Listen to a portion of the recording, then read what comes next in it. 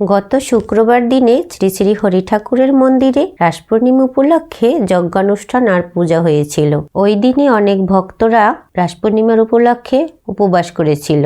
আমিও তাদের সঙ্গে একটু সামিল হয়েছি। তো বন্ধুরা, আজকের এই রাস পূর্ণিমা উপলক্ষে মন্দিরে পূজার সঙ্গে সঙ্গে আর কি অনুষ্ঠান হচ্ছে আর সবাই মিলে কতটা আনন্দ উপভোগ করেছে সেটা দেখতে হলে সম্পূর্ণ ভিডিওটা দেখতে থাকুন। এই যে দেখুন বন্ধুরা, রাসের পূজা কিন্তু শুরু হয়ে গেছে। ব্রাহ্মণদেব খুব মনোযোগ সহকারে রাধা মাধবের পূজা করছে।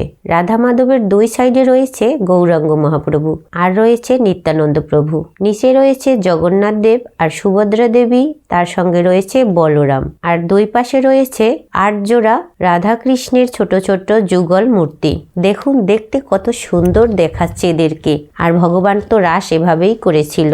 আপনারা কে কে এইভাবে ভগবানের রাস পূর্ণিমার পুজো দেখেছেন বা করেছেন কমেন্টে লিখে জানাবেন। এই পুজোর শেষে ভগবানের আরতি হবে, তারপরে যজ্ঞানুষ্ঠান হবে। এদিকে রাধা মাধবের পুজো হচ্ছে আর অন্যদিকে ভাগবত পাঠের আগে গান হচ্ছে, যে সেই গান সবাই একসঙ্গে করছে। তো বন্ধুরা, এখনো কিন্তু সমস্ত ভক্তরা এসে পৌঁছায়নি।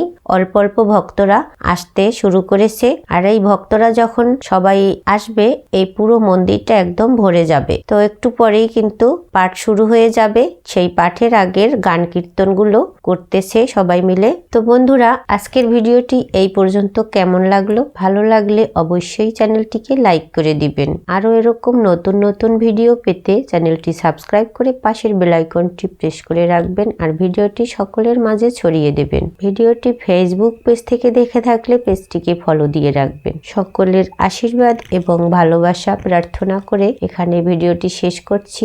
সবাই ভালো থাকবেন, সুস্থ থাকবেন। রাধে রাধে।